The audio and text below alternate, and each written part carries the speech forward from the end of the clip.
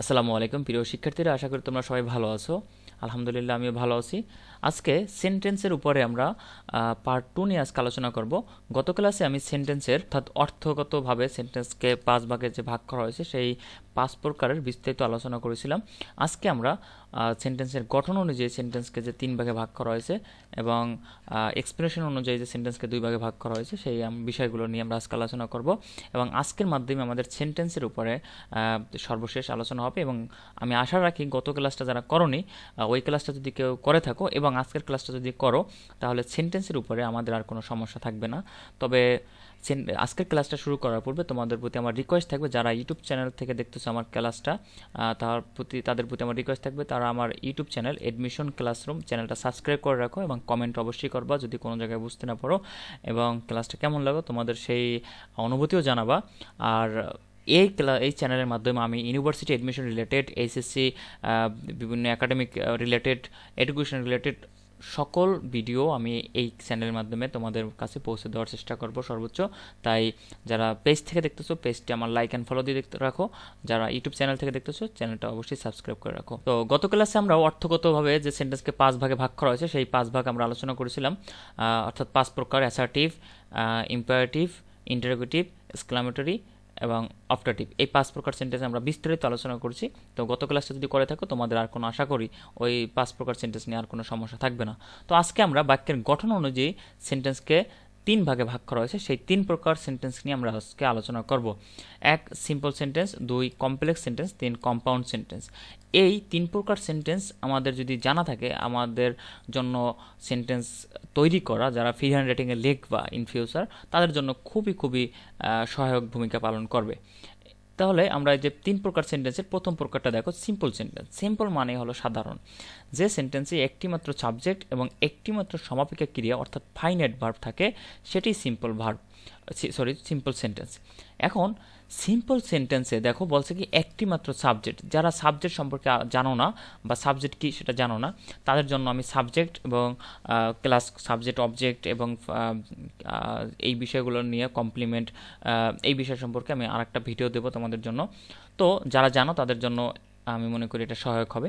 তাহলে যে সেন্টেন্সে একটিমাত্র সাবজেক্ট থাকবে, কি বলছি, একটিমাত্র সাবজেক্ট এবং একটিমাত্র ফাইনাইট ভার্ব, যারা finite verb non finite verb বুঝতে পারবে না তাদের জন্য সেন্টেন্স বোঝা কঠিন হয়ে যাবে কিন্তু। তাহলে যারা ফাইনাইট ভার্ব, বলছে কি একটিমাত্র সেন্টেন্স, যে সেন্টেন্সে একটিমাত্র সাবজেক্ট এবং একটিমাত্র ফাইনাইট ভার্ব থাকে তাকে সিম্পল সেন্টেন্স বলে। উদাহরণ যদি দেখি আমরা, দেখো আই প্লে ফুটবল। দেখো এখানে কে ফুটবল খেলে, আমি ফুটবল খেলি, তাহলে সাবজেক্ট কয়টি, একটি। প্লে দেখো খেলা, এটা কি একটা ভার্ব, তাহলে এটা কি ভার্ব, ফাইনাইট ভার্ব। এখন ফাইনাইট ভার্ব কীভাবে হলো বা এটা নন ফাইনাইট না কেন সেটা আমরা বিস্তারিত আলোচনা করবো ভার্বের ক্লাসে। তাহলে দেখো একটিমাত্র সাবজেক্ট পাইছি, একটিমাত্র ভার্ব পাইছি, ঠিক আছে। তাহলে যে সেন্টেন্সে একটিমাত্র সাবজেক্ট এবং একটিমাত্র ফাইনাইট ভার্ব থাকে সেটি হলো সিম্পল সেন্টেন্স। এখানে আই প্লে ফুটবল বাক্যে একটিমাত্র সাবজেক্ট হলো আই আর একটিমাত্র সমাপিকা ক্রিয়া হলো প্লে, এই জন্য এটা কি সিম্পল সেন্টেন্স। এখন আসি কমপ্লেক্স সেন্টেন্সে। কমপ্লেক্স সেন্টেন্স যে সেন্টেন্সে একটি প্রধান খণ্ডবাক্য অর্থাৎ প্রিন্সিপাল ক্লোজ। প্রিন্সিপাল ক্লোজ কাকে বলে, যারা ক্লোজ জানো না তাদের জন্য আমি একটু বলে দিচ্ছি। প্রিন্সিপাল ক্লোজ হলো সেই ক্লোজ অর্থাৎ বাক্যের একটা অংশ যেটা নিজে নিজে নিজের অর্থ, মানে সম্পূর্ণ সেন্টেন্সটার অর্থ প্রকাশ করতে পারে, কারো উপর নির্ভরশীল না। আর এই যে সাবঅর্ডিনেট ক্লোজ যেটা অন্যের উপর নির্ভরশীল। তাহলে যে সেন্টেন্সে একটিমাত্র প্রধান বাক্য অর্থাৎ একটা প্রধান প্রিন্সিপাল ক্লোজ থাকে এবং এক বা একাধিক অন্য বাক্যের উপর নির্ভরশীল খণ্ডবাক্য অর্থাৎ সাবঅর্ডিনেট ক্লোজ থাকে। বলছে কি যে সেন্টেন্সে একটিমাত্র প্রিন্সিপাল ক্লোজ এবং এক বা একাধিক সাবঅর্ডিনেট ক্লোজ থাকে সেই তাকে আমরা কি বলি, কমপ্লেক্স সেন্টেন্স। এখন দেখো এখানে উদাহরণটা দেখো, তারপর আমি বিস্তারিত আরও আলোচনা করেছি। ইফ ইউ ওয়ার্ক হার্ড, বলছে কি if you work hard you will shine in life. তাহলে দেখো এইখানে কমা দিয়ে দেখো দুইটা সেন্টেন্স কিন্তু আছে। একটা হলো if you work hard sentence মানে ক্লোজ আছে, you will shine in life এখানে একটা হলো তোমার প্রিন্সিপাল ক্লোজ আর একটা হলো সাবঅর্ডিনেট ক্লোজ। সাবঅর্ডিনেট ক্লোজ মানে হলো নির্ভরশীল।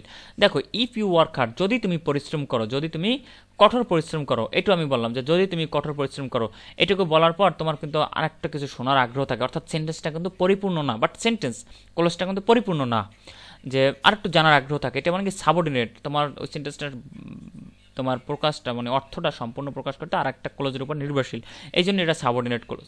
But you will shine in life তুমি জীবনে উন্নত করবে, এটা কিন্তু সেন্টেন্সটা প্রকাশ পাই গেছে। আমি যদি বলি তুমি জীবনে উন্নত করবে বা উন্নতি করবে, তোমার কিন্তু আর শোনার আগ্রহ থাকে না যে কি উন্নতি করবে, কে কি ভাই বলছে অস্পষ্ট, এরকম কিছু না। কিন্তু আমি যদি বলি তুমি যদি কঠোর পরিশ্রম করো, এটুকু আমি বলে থাইমে গেলাম। তার মানে কি তোমার একটা সামনে, হ্যাঁ ভাইয়া কি আমি যদি কঠোর পরিশ্রম করি কি হবে, এটা জানার আগ্রহ থাকে। বাট আমি যদি বলি তুমি জীবনে উন্নতি করবে, তার মানে কি তোমার সেন্টেন্সটা কিন্তু আমার পরিপূর্ণ এখানে।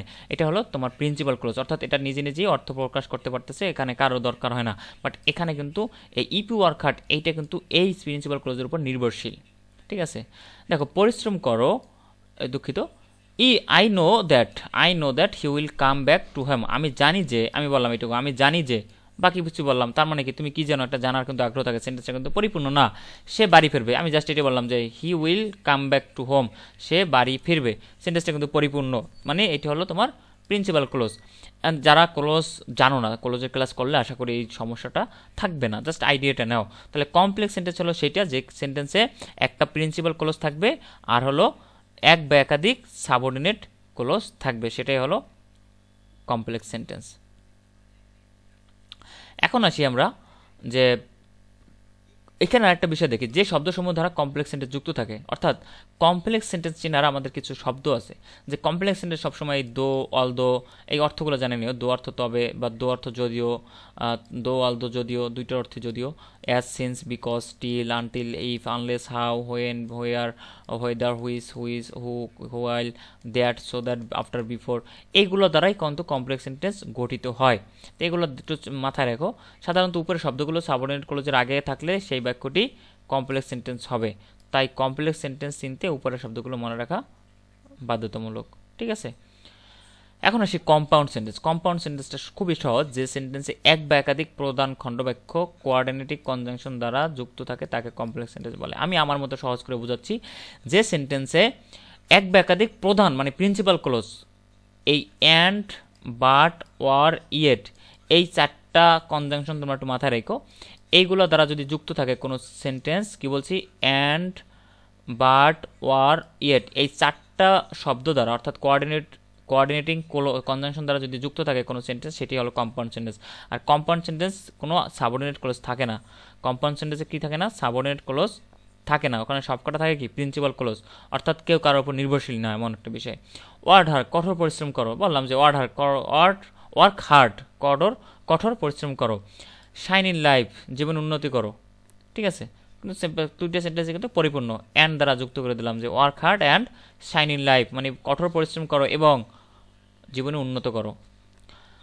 তারপর দেখো, হি ইজ পুর, সে গরিব, হি ইজ অনেস্ট, সে সৎ। দুইটা সেন্টেন্সই কিন্তু সিম্পল সেন্টেন্স, অর্থাৎ সাবঅর্ডিনেট ক্লোজ না, এগুলো কিন্তু প্রিন্সিপাল ক্লোজ। দুইটা প্রিন্সিপাল ক্লোজ, কোনো কেউ কারোর উপর নির্ভরশীল না, বাট কোঅর্ডিনেটিং কনজাংশন দ্বারা আমরা যুক্ত করে দিচ্ছি সেন্টেন্সটা। তাহলে কোনো সেন্টেন্স যদি অ্যান্ড, বাট, ইয়েট, ওয়ার্ড দ্বারা যুক্ত হয়, তাহলে ওই সেন্টেন্সটা কি, ওই সেন্টেন্সটা হলো কম্পাউন্ড সেন্টেন্স। আশা করি বুঝতে পারছো। তাহলে আমরা আরেকটা বিষয় দেখি, এক্সপ্রেশনের উপর ভিত্তি করে সেন্টেন্সের প্রকার। এক্সপ্রেশনের উপর ভিত্তি করে সেন্টেন্সকে আবার দুই ভাগে ভাগ করছে।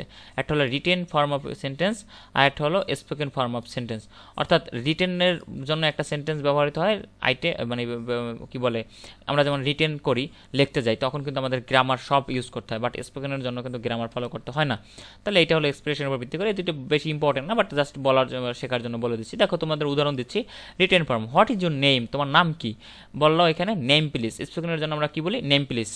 তখন আমরা যখন কাউকে বলি নেম প্লিজ, তার মানে কি সে বুঝতে পারছে যে নাম জিজ্ঞাসা করছে। ঠিক আছে, তো my name is Hamidur Rahman, এটা কিন্তু তোমার লিখতে হলে কিন্তু সম্পূর্ণ দেখো সাবজেক্ট লিখতে হয়, ভার্বও লিখতে হয়, বাট বলার সময় কিন্তু তোমার স্পোকেনের জন্য তোমার কিন্তু এটা লিখতে হয় না। কী লিখতে হয়, হামিদুর রহমান, জাস্ট বলে দিচ্ছে। তাহলে এইগুলোই মূলত আলোচনার বিষয় আজকের। তো আজকে আমি তোমাদের প্রতি যে রিকোয়েস্ট বললাম যে আমার চ্যানেলটা তোমরা সাবস্ক্রাইব করে রেখো, আর ক্লাসটা কেমন লাগলো সেটা অবশ্যই জানাবা। সেন্টেন্সের উপরে আর যদি কোনো প্রশ্ন থাকে তোমরা কমেন্টে অবশ্যই জানাবা। আর তোমাদের প্রতি রিকোয়েস্ট, এই অ্যাডমিশন ক্লাসরুম চ্যানেলটা সাবস্ক্রাইব করে রাখো। অনেক অনেক ইম্পর্ট্যান্ট এবং শিক্ষামূলক ভিডিও এই চ্যানেলের মাধ্যমে তোমরা পেয়ে যাবা। তো আজকের মতো এই জায়গায় আমরা সমাপ্তি টানছি। তো সবাই সুস্থ থাকো, ভালো থাকো, দেখা হবে পরবর্তী ক্লাসে। আল্লাহ হাফেজ।